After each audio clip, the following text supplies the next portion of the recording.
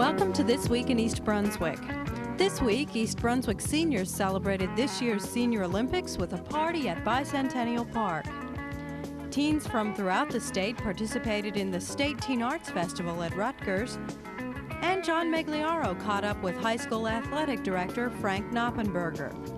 These stories and more are coming up, including Doug Halverson's first in a 4-part series on teen suicide, a garden tip from Pegi Ballister-Howells, and our regular council review. But first, here's next week's program schedule on Channel 8. Monday morning at 10, join Lenore Kulik on Look Great, Feel Great, and at 10:30, it's Stories from the Library. Tuesday at 7, watch In Print, and Sports Talk with host John Megliaro runs at 7:30. At 8, it's Channel 8's special program on Lyme disease. Wednesday evening, comedy writing is the focus on For Art's Sake at 7:30, and The Arts runs at 8 p.m. Thursday, This Week in East Brunswick will be shown at 7 and 8, and EB People with Sandy Landman is scheduled at 7:30. Watch the Channel 8 Community Bulletin Board for Saturday's program schedule and for community announcements. Hello, I'm Cynthia Schachter, manager of the East Brunswick Office on Aging. Today we welcome you to the East Brunswick Senior Games, an activity which went on for 10 years and then was suspended for 5 years and has been resumed this year. It involves 10 activities, lunch, music, and awards, and we're very excited to have had a beautiful day. Our overall winners are in the women's category: 3rd place, Ruth Brimlow; 2nd place, Sophie Donenfeld; 1st place, Ann Meltzer. And in the men's category, 3rd place, Ed A. Rose; 2nd place, Willie DeLeo; and 1st place, Saul Bernstein. These lucky winners will be receiving their medals from Mayor Jack Sinagro. We've enjoyed it very much. We invite you to come down to the Senior Center and participate in our other activities. I'm Bill Peck, Chairman of the Board of Fire Commissioners, Fire District Number 2, which is a body associated with the East Brunswick Independent Fire Company. We're preparing to dedicate our new fire station. A number of years ago, the fire company developed a long-range planning committee, and the task of this committee was to determine what the long-range needs of the fire company were. And as a result of that, the need to expand our existing facilities on Willow Street was determined. So the Long Range Planning Committee approached the Board of Fire Commissioners and asked that the commissioners consider building a new firehouse to replace the existing one. So the Board of Fire Commissioners went before the public several years ago and got voter approval to bond for $750,000. And an architect was hired, and we went out to bid, and at this point we're getting close to the dedication. So Tom, why don't you, Tom Dijak, who is the Assistant Clerk Treasurer of the Board of Fire Commissioners, Tom, tell them about what the dedication ceremony is going to be about.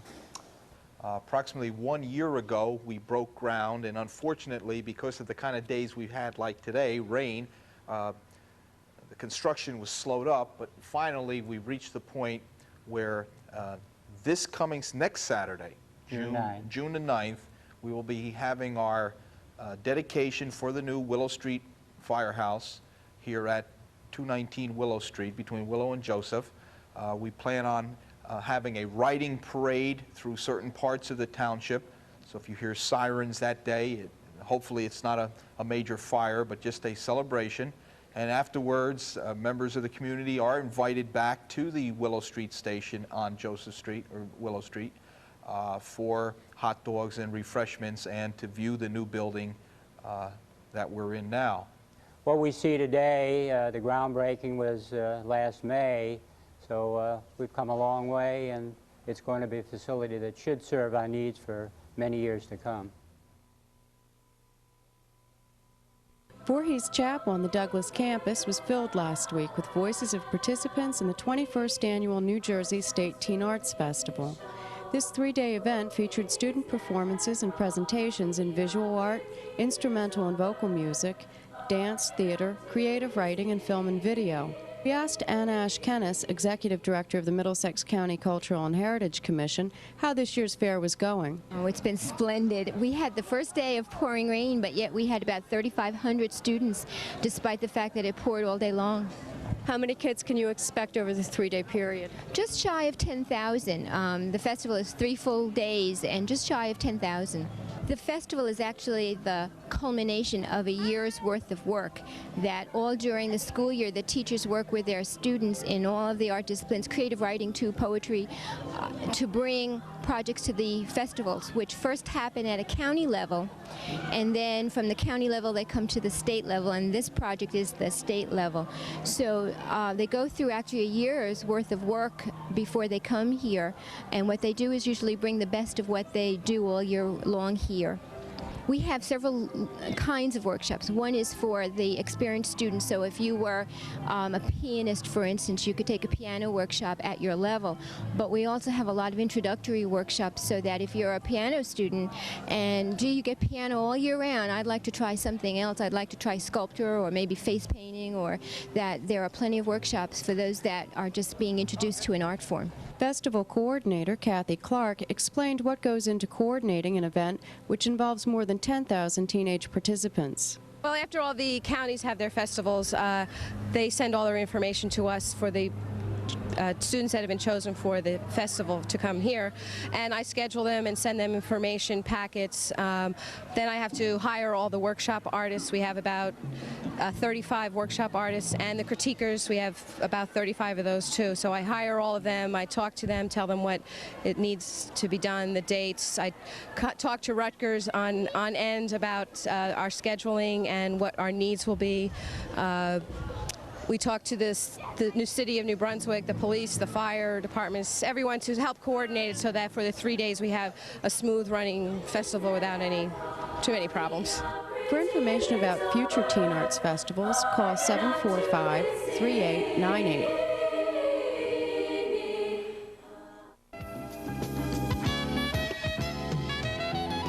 Hi, I'm Dolly Basta with your arts update for this week, and I'm sitting here with my good old buddy John Runyon, president at the East Brunswick Museum Corporation, and we're going to be talking to you about the Museum Ball. John, what year is this in? I've gotten lost now, and how many years we've done the ball? I think it's about 14. I think this is the 14th annual Museum Ball. It started before the museum opened, 1976 or 77, so it's the 13th or 14th ball. Now this is the big fundraiser, isn't it? Yeah, this is the major fundraiser. This is the biggie. This is the biggie. This is where all the lucre comes in that keeps the museum going during the year. It is our biggest fundraiser, not our only one, but the biggest. And we raise money through the sale of advertisement in a journal that we have for the ball every year, which has always been tremendously successful, and we thank the business community and our supporters for supporting that journal. But yeah, it's going to be June 30th, Forest Gate Country Club. It's going to be in their gardens under a tent. Oh, wow, that sounds lovely. As you remember, we had a great ball here at the Civic Center. Oh, that was so delicious. In a tent by the pond with all the flags from the UN, and it was quite a wonderful evening. And this should be just as wonderful because Forest Gate is so beautiful. Well, you know, the Museum Ball has been gaining momentum over the years, hasn't it? It has grown immensely. It has grown. I remember one of the early years we had it in the Knights of Columbus in South River, which is a fun place, a nice place, but we've had it at the Chateau, the Farrington Manor, the Renaissance Hotel, outside. No one has let us come back. No, that's not true at all. Everybody fights to get us every year, but we like to change the location every year just for variety. And we always have a fabulous orchestra.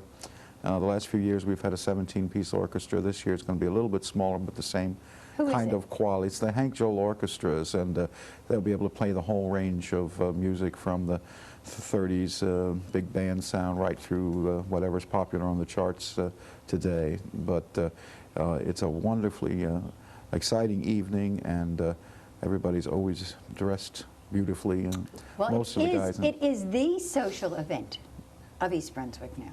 We hope so. Yes. We like to think so. Yeah. A lot of these major, really classy events have just stopped because they are getting costly anymore, but we want to keep up that tradition for the museum. So, yeah, it is a really classy thing to go to, and fun. Yes. Well, we hope everyone out there will come. I hope everyone will. That's at Forest Gate Country Club again on June 30th. Right.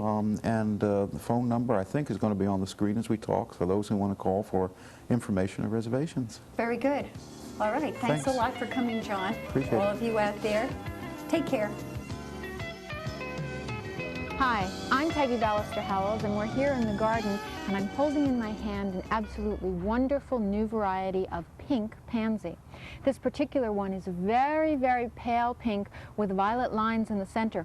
The variety has enough variation in it that they range from this very pale pink color to a deep rose. It's one of my favorite flowers in the garden in the pansy. They actually do best when planted in the fall around October. They will bloom into December and then come back and bloom until the weather gets really hot in the summer.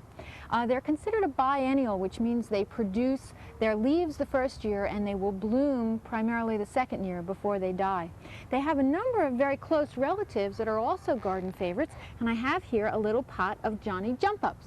Those are actually a wildflower in New Jersey, and these generally reseed themselves, and they will come up from one year to the next from seed. Sometimes the individual plants will overwinter, but more than likely you'll get them to come back from seed, and generally they last a few years before they die out and you have to replant and start them over again. I'm going to add these to my collection of what's growing here in this wildflower garden. I have a little bit of Trollius here, and behind the Trollius is another relative of the pansy and the Johnny Jump-Up is the violet. You can see the beautiful purple flowers on them, and they spread and bloom in the spring and are, of course, our state wildflower. In addition to the purple, we have the white violet, which is a little bit harder to come by, but also can be found as a native in our forests. So right now, I'm going to put this little Johnny Jump-Up right here. I think that this is a good spot. They don't need a lot of space. We'll get the wood mulch out of here. It's been a early season. You can see the weeds have already started to crop up. We don't want them. We'll get rid of them. It's always a good idea to add at least a little bit of fertilizer. And then for these wildflower types that are used to the humusy, moist, cool forest floor, we're going to add a fair amount of compost. So we'll dump that right in, spread it around. We want to mix this compost in fairly well. This particular bed has been worked on for many years, so the soil is in pretty good shape. Let's get that little onion out of there. Those can be a problem. Now these Johnny Jump-Ups don't really need to be in a tremendous amount of sun, and neither do the plants that are surrounding it, the violets or the Trollius. But we do want to work up the soil, and of course, since these have been transplanted from another garden, we want to make sure that they get watered in thoroughly so that the roots don't have the opportunity to dry up. Okay, now let's see what we've got here.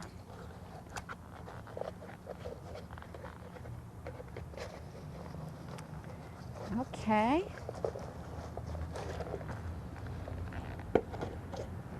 Seems like these could be divided. Let's just put one patch in. Take those, put those back in there.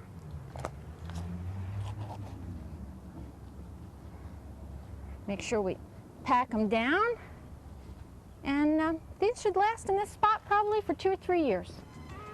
They need a good drink. All right, I think this will do just fine. And we're going to see you here next week in the backyard with another interesting gardening project. Bye-bye. Hi, I'm Karen Burke, manager of the Division of Recreation for East Brunswick Township. And along with me today is Jim Musakowski. He's the program coordinator for the Friday night program, NITE that is, for the disabled challenged adult population. And what we'd like to do is just bring you kind of up to date on what's going to happen in the second series of programs that we're running for our handicapped population. Jim, why don't you start us off and fill us in and carry the ball. Well, thank you very much, Karen. I'm really excited about this. The next 7 weeks, we have quite a lineup. On Friday, June 8th, we go to see Play It Again, Sam, at Playhouse 22 here in East Brunswick. The following Friday, it's off to see the Yankees, and hopefully we're going to cheer them right out of the basement there. So we have 7 Friday programs right in a row. The third Friday being June 22nd, we're going to take a boat ride from Point Pleasant. And fireworks or something going on there, isn't there? That's correct, which makes it a 2-in-1 evening. We're really going to have a good time. That's great. The fireworks take on a new perspective when you view them from the ocean. Mm-hmm. So it's a great time. The following Friday, June 29th, is beach night. So all those participants coming, I invite them to bring their bathing suit. And as I like to say, volleyball and refreshments will be served. Mm-hmm. And just so that people know, that's at the East Brunswick Community Beach, correct? That's correct. Okay, right close to home, folks. That's right. We're going to have a DJ that night, so there's going to be a lot of entertainment, swimming, and good times for all. Good. Well, we move into July, and Poco and friends bring a variety show to town, and that'll be held at the Spotswood VFW. Mm-hmm. And then the following 2 weeks, we're on the road again. We're going to Grand Slam. Have you been there yet? It's interesting. It's an entertainment center. Includes miniature golf, batting cages, basketball. Great variety of good times. And of course, pizza and a soda. That goes along with it. Okay. Our final program, we'll wrap up our 8-week summer program on July 20th by having a barbecue and probably a staff roast. I'm kind of worried about that. I'd worry too if I was, no, not really. Go ahead. On July 20th, that'll be over at the East Brunswick Elks Club. Mm-hmm. So there'll be a full barbecue, good time. Sounds like a very well-rounded program. Quickly, tell the folks where they can get the information and how much does it cost for this series, this second series that we're doing? For East Brunswick residents, the price is $10. The registration fee for non-residents is $15, and they can call the Division of Recreation at 390-6797. For more information, we'd be glad to send you out an application. Great. Thanks, Jim, for sharing that with us. And we hope you pass along this information to those people that you know that are in the disabled, challenged population so that they can have a great time, too. See ya.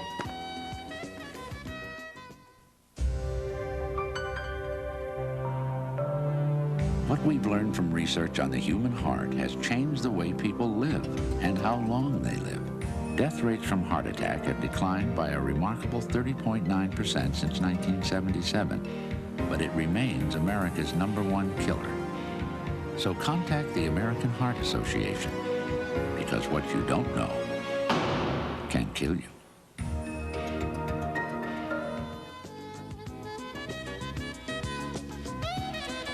Welcome. I'm Doug Halverson, Director of Consultation and Education at the Middlesex County Mental Health Clinic. Of all issues that confront communities and families today, probably none are more disturbing and scary and hurtful than issues surrounding anything that threatens the well-being of youth.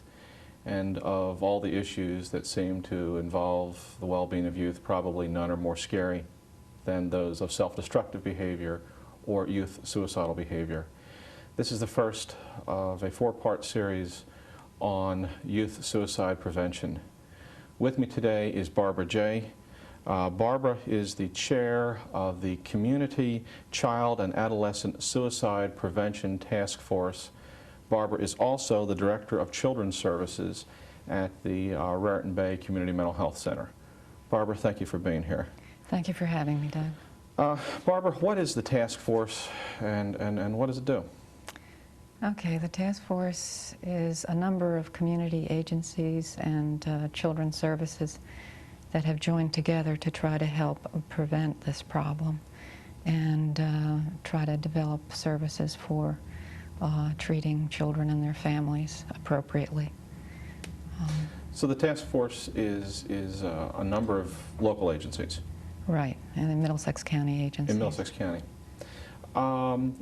What got a group of agencies to work together on a common problem? Well, it was in the fall of '82 when our agency seemed to be experiencing this problem, and we wondered if others were too. So we did a telephone survey of the area and discovered that just about everybody was experiencing an increase in the problem, and they were interested in getting together. And in the spring of 1983, we had a community meeting and shared our experience. And out of that meeting, the task force was born. And because people, the agencies, felt the need to have the support of one another, share information, and pool their resources in order to help youth and their families. So 8 years ago, you and your colleagues identified children or youth in the area exhibiting self-destructive behavior, and wanted to be able to do something about that on a kind of consortium level. On a community level, yes. level. We wanted it to be a community, in fact, it had to be a community approach and effort. Can you say something about the activities of the task force, the training, the community education things? Oh, yes. We try to develop or heighten community awareness, and we do community education and training to lay and professional groups. We just did a training for members of the crisis teams in all the schools in Middlesex County on prevention. So the task force has done things then that focus specifically on other professionals training, and then also things on lay education? Yes, we've given talks to PTA groups, you know, parents groups, and other groups like that.